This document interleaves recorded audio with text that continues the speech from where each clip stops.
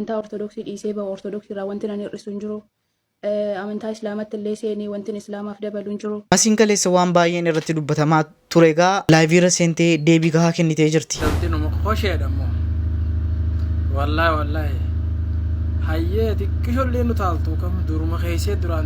Viidiyoon asirratti argitan kun immoo haasaa hedduu kaasee jira jechaadha. Yoo ilmoollee qabachuu baatte jaarsa biyyaa qabdi yookaan biyyuma jirtu san keessaa jaarsa qabdi. Homma takka waan wal nu mormansiifne jechaadha. Dubartoonni beekaa badii hojjechuudhaaf wanta kana jala dhokattanii akkas taatanu of eeggadhaa amantii arrabsiisuuf jettanii jechaadha. Ajaa'iba eegaas Kadiir Martuugaa akkana gubbatti argitan kanatti maraatummaa isaa ofiif ragaa bahatee ayyaana maraatotaa jee Ingilaandi keessatti kabajaati jira. Kadiir Martuu maraatummaa isaa ifa baase jechuudhaan dubbatamaa jira. Ijoollee shamarraniitti ija babaasanii yookaan immoo fajajanii ilaaluun seeraan akka nama adabsiisuu danda'u. Jarana dabbaa ilaaluun fayyadawameera.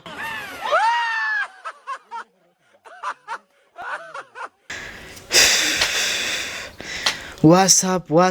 Assalamu alaikum warahmatullahi wabarakatuh. Washamar kafuun hordoftotaaf kabajamtoota Oromoo Show akkam naaf jirtu. Jireenya afyaan akkamii isin bira akkam kulaalitiin keessan hojjetaara cuggaarraan keessan daakaa jira jaan keessan jireenya afyaan warri abbaa manaa qabdanu abbaa manaa keessan warri warra warri keessan anaan barbaadanu miti yommuu tokko isin anaan garuu ijoolleen tokko wal fuuna waan arginaan jedhaa jiru koomentii jala galanii isin dubbisaatan jira jechuudha. Meemee ijoollee biyya isaa fuudhu meemee Jimmaa, Arsii, Walloo, Shawaa, Wallaggaa, Boorana, Harargee waan beektan meemee koomentii jalatti barreessa Salaalee. Kanaaf meemee ana fakkeenyaaf ana kan madaaltu meemee durba biyya kana aazaa naman goone kan marqaa jaallattu hin jedha Arsiinaan jettu eddeedhuma feetan meemee barreessuu ndagatina maalifu harras video kabraati isinii deebi'eetan jira. Anyway video kana isaa immoo amma ta'e nuuf ilaalamee jira. Chaanaaliin keenya sirraa jira. Garuu namoonni baay'een kanaan dura maal naan jedhaa turan viidiyoon keenya bira nu bira qaqqabaan jiru waan arge jedhaa turani. Anis YouTube'itti riipoortii dhiyeesseetan ture. Kanaaf egaasichi walitti deddeebina Oromoo Show is back jenna isinii galee har'a guyyaa afuraffaa keenya isiniif dhufeetan jira. Isinis akka isin na kabajjan akka isin na jaallattan namoonni tokko waan isin galchine keessa galtanii dhuftanii viidiyoo keenya teessanii ilaaluun keessan galtanii nama arrabsitan namni akkasii immoo of eeggadhaa isinii galee maaliif haasaa isinitti dheeressu warreen gara chaanaalii kanatti haarawaa dhuftan subscribe godhaa maaliifi wanta ringi bira malee hin jiru isinii galee alana wanta ringi bira malee hin jiru. Kanaaf atu subscribe godhanii teessanii mana nama maal goota kanaaf subscribe dafaatii godhaa.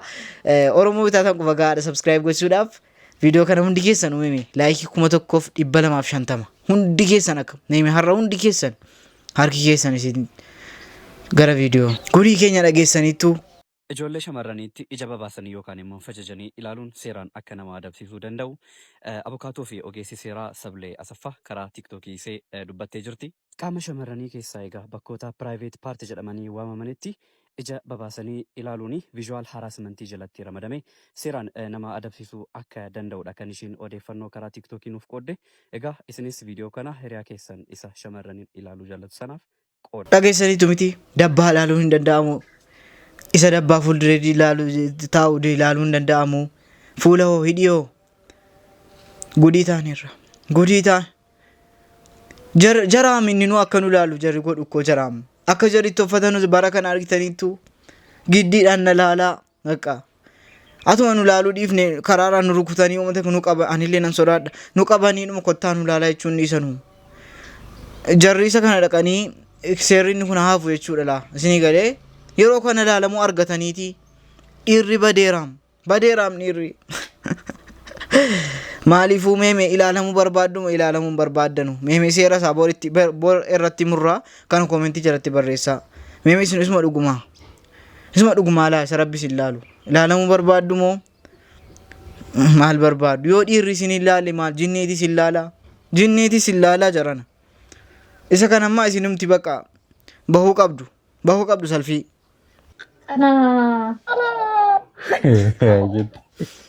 Anjali tunu bitar adumma kesan wasu. Ya gitu. Ya. Seperti mana rapid ya?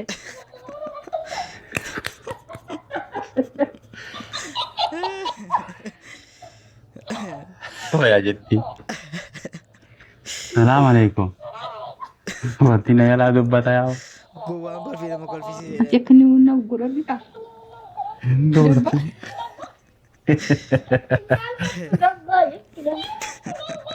Ashetti.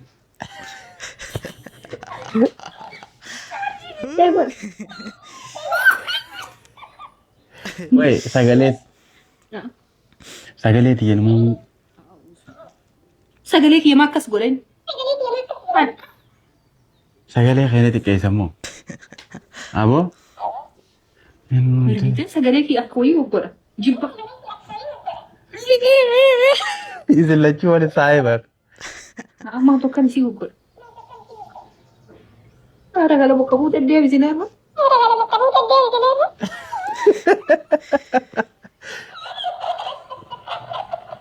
Wayi kun maraachuu deema yaa jedhanii. Qayasi. Hiriyaa argattee hojii taphachaa oolyaa. Ashitti gudii taate masaanuu. Masaanuu mala kanaan dhufteetti amma mana. Maan aryatiin. Waan tapha ijoollee fidanii kolfisiisuu adaraa isaare. Al tokko tokko koo woomti ijoollee taphattu gaafa nama guddaa bira dhufe. Gowwaan kolfii nama kolfisiisaa jedhama. Bareedduu dhabboo. Kadir martuu maraatummaa isaa ifa baasee dhadhuudhaan gadhiifamaa jira. Kana isuma gadhiise laa.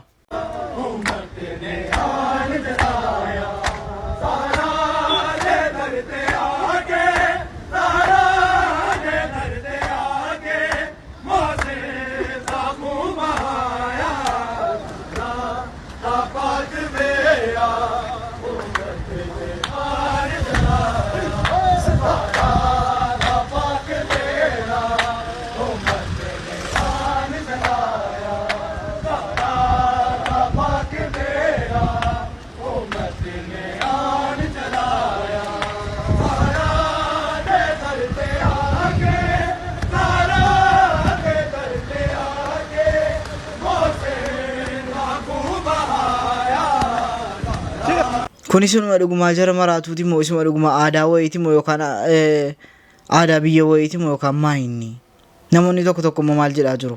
Ajaa'iba guys Kadir Martuu akkana gubbatti argitan kanatti maraatummaa isaa ofiif ragaa baatee ayyaana maraattotaa jee Ingilaandi keessatti kabajaati jira. Akkana gubbatti argitan kanatti ayyaana keenya kabajachaa jirra jechuudhaan miidiyaa hawaasaa isaa irratti share godhee jira. Mee waliin ilaallu isinoo kanaan maal jettanii?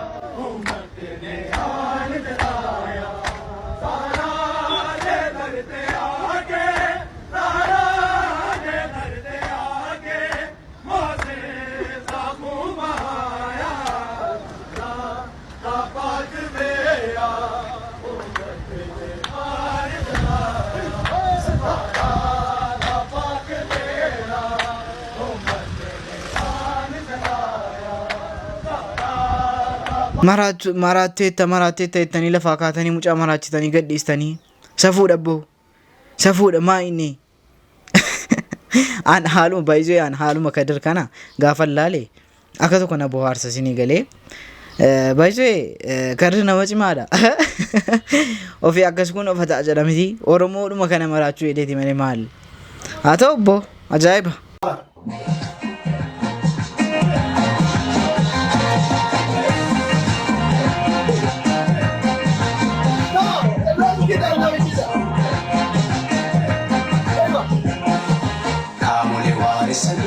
kuna warwa mu'alla firri ciisa waraati tolcha wal jala seenna cimee qoree yuuma xaddoodha yattee feetu ginnaa dagalee dabsitee ijjatu deemsa tolta qaama wala boharsii madhite maali bareedna kana laachatti hubatanii warra ulfoo ulfinaa sanyii qaqaafatanii asseera soomni qasaa arsee sanduuqa ibsaa akkana fuudhii bulloo loo hedduu baashollisa maali bareedna kana laachatti daawwatanii warra ulfoo ulfinaa sanyii qaqaafatanii asseera soomni qasaa arsee sanduuqa ibsaa akkana fuudhii bulloo loo hedduu baashollisa. Isin ko awwana nashiida seete masili asili jenna mali maal jenna isin awwana nashiida waan gaarii wayi seete niqaabiidhuma siiti jettee bicuusiidhuma kabajjee lafan keessoo adaraa maaliif akkas bara akkamii rageenyadha Jedha Tsaggaayeen iyyuu. Garuu akkasuma waa'eedhuma kanaatiin wal qabatee immoo viidiyoon tokko samoona kana sooshaal miidiyaa irra deddeemaa jira. Laallee walitti deebina. Abootuun intalti nama kosheedha immoo. Wallaahi. Hayyee xiqqishollee nu taaltu kam duruma keessee duraan teessi. Hayyinni akkana lallaaqee balleessu jiru. Hayyi maali biddeena dura keessee duraan taa'u jirta seeteessa? La ilaha illallah. Aboo raaddi numa kosheedhaan jedhe. Wallaahi numa kosheedha. Numa milkooyte bona mechanaati. Hayyi juma keessa si eeguu malee waan ati itti jirtu isii waldee kuban qabdu laata. Oturraaddi raada nagaatiin jee bara. Wallaahi. Beekaddu moon kiyyoo fete jaarsii Mazira jira beekaddu. Yoo haa Itoophiyaa jira. Kakabeenyi isaa akka lallaaqu jiran duuba. Wallaahi shamarran tayyatu rakkoo gurguddaa qabdan. Waa hedduu dalaguu jirtan isan beeynaa garuu maala kameera duwwummaan dalaginaa kameera irra qabdan. Akkana salphattan gaafuudha keenya dura dhuftanii. Nutillee akkasitti yaada isanirra kanneen dhufne. Kolkoloo baddanii bar gubbaa isan bareeda malee keessan fayyaa miti isan. Isuma dhugumaa garuu shamarroonni akkas uffatan waan akkasii uffatanii maqaa musliimaa balleessuudhaaf hojjetan jechaadha. Hedduu tokko nama jibbisiisa.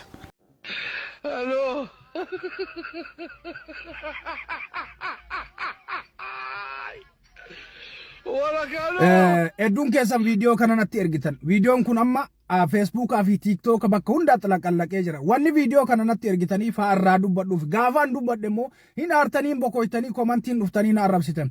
Waan nama ajaa'ibu keessa namoonni viidiyoo natti erganii irraa dubbadhu naan jedhanii gaafan irraa dubbadhe dhufanii komantiin na arrabsan jiran. Maaliif beektani? Akka inni barbaadetti aan irraa dubbadhuu barbaadan. Anammoo waan akkasii hin godhu.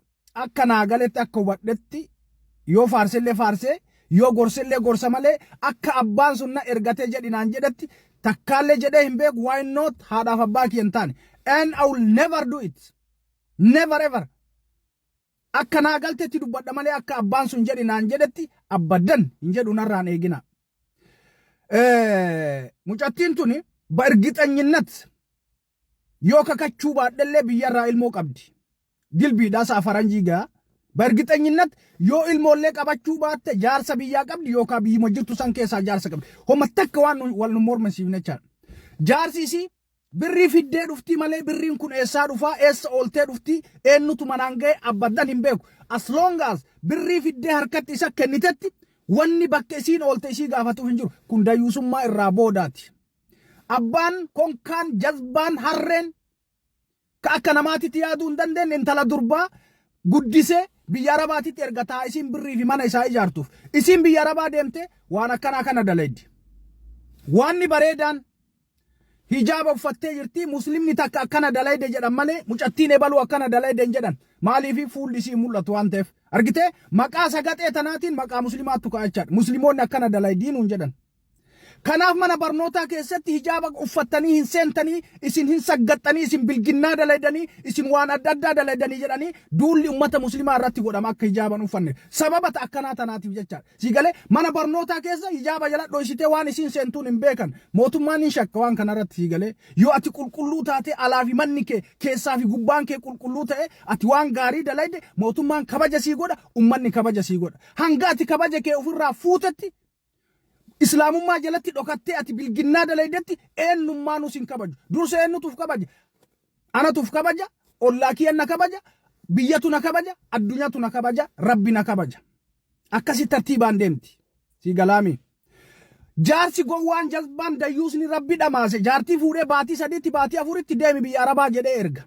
Biyya arabaatitti isiin kana dalaydee jiraatti.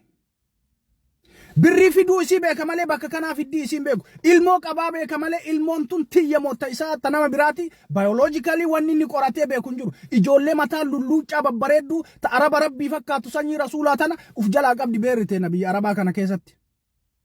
Gurraacha kanatu daa'ima adii bishaan fakkaatu burtukaana fakkaatu kana matarra baatee olii gadi deema waan si ajaa'ibee dadhabdu jechaadha. Kun eessarraa dhufe beektaa? Dadhabina keenyarraa dhufe. dadhabinna abbaa irraa dhufe abbaan intala ofii guddifachuu dadhabe seeraan namaa kennee barsiisee bakkaan gachuu dadhabe biyya arabaatti tokkosee ofirraa erga jaarsi jaartii ofii horachuu dadhabeeti biyya arabaatitti erga isiin gubattee ruuzni kun itti tole nyaanni madaamii itti tole gadi baatee baangaalii fi abbaa feete waliin harmi isii akka saafaranjiititti makiinaa keessatti ilmamaa jechaadha sii galee shamarri teen garaan jaraa timaatima ta'e taaksii seennaan nagaan hin buutu Taziyaadha inaan nagaa hin buutu, cidhadha inaan nagaan hin buutu, baasadha inaan nagaan hin buutu, bakkummaan isiin dhayxee nagaa ammanatti galtu tokko hin jiru. Tuni already waliin beekan namicha kanaan abbaa taaksii kanaan waliin beekan. Maaliif osoo wal beekanii duruma gabbiinaaf bira kaata. Waan waliin beekneef duubateet. Achirraa mastawaatii keessatti namicha laaltee namicha illee kaafachiiftee ofiillee kaafattee jidduutti isiitee harma itti kennite guntuuta nagaa qabette. Already amma dhumatee jira manatti hin galuu qofa ta'ee beeki. Kun saampiliidha viidiyoon amma asirra argine kun saampiliidha. Viidiyoon isii ka qullaa ka hudduu ol garagalchee badhee qullatti kaasu amma badhee baa kun amma maasfaraaraadha. Kunoo kanaa hin qabaa. Yoo ati didde kaan gassiidhiisa jedheeti kun maasfaraara. Kana booda jaartiin tun intaloon tuni namicha Bangaalii kana yookaan Paakistaanii kana qallabaa jiraatti jechaadha bakka. Carraan isiin qabdu hin jiru. Yoo isiin didde ol baasachaa viidiyoo dhumate. Jaarsi isii ka biyyaa ma assalaamaa nagaatti kana booda wal quban qaban. Abbaa fi maatii isiitiin wal quban qaban. Baatii jaatti baatii torbatti akka tasaa yoo yaadde haadhaa bilbilti. Shamarran keenya rabbii keessan sodaadhaa. Shamarran dhiirri keenya rabbii keessan sodaadhaa. Abbaan rabbi sodaadhu abbo. Daa'ima fuutee biyya arabaatitti hin ergatin isiin kana dalaydi. Jaarsi jaartii fuutee biyya arabaatitti hin ergatin. Yoo horachuu hin dandeenye fuuti sitti hafu boo muka nyaadhu yaaki. Bosonatti gali harree. Ummata donqooroo waliin rakkanne yaaki. Egaa shamarran waan uffataniif amma mucaan kuni Muslima taate amantii biraa qabaatte taate hin beekamtu. Mucattiin kun asirratti waan isin rakkattees waan isin fedhii isin wanta kana keessa galteef hin beekamu maaliif sodaachisuudhaanis ta'uu danda'a. Asirratti wanti dubbachuun barbaadu maayinni waa'ee mana barumsaatiin wal qabsiisee dubbatee ture.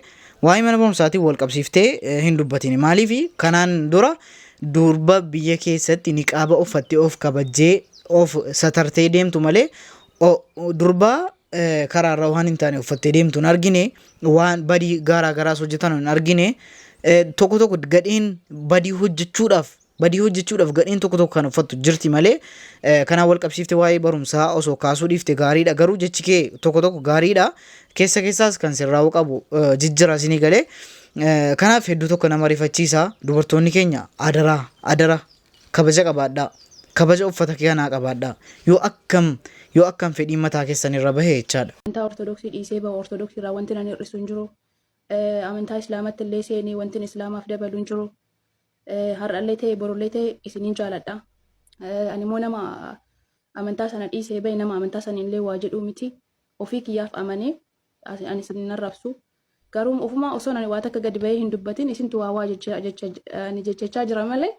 Ani iddoo isinitti hin kenne si jammar jecha isin jettaniif waan garaagaraa fiddanii ala fakkeessanii haasoftan ani iddoo isiniif hin qabu. So har'aslee islaamatti dhufe jedhee isiniin jibbu akkuma kalee isin jaaladhu isin jaaladha har'allee jechuudha. Okay? Maaliif biyya walitti qabna amantaan kan dhuunfate. Okay? So እንደዛ ነው. Ani iddoo isiniif hin qabu. Olla galabbaxxanii, olla deebistanii, ganna deebistanii. Egaa akkuma argitan masiin kaleessa irratti dubbatamaa ture har'a immoo deebii kennitee jirti jechaadha waan tokkoof warra na arrabsaaru warra garaagaraa amantiidhaan qabanii viidiyoo qullaa waan argin qabanii jettee deebii kennitee jirti.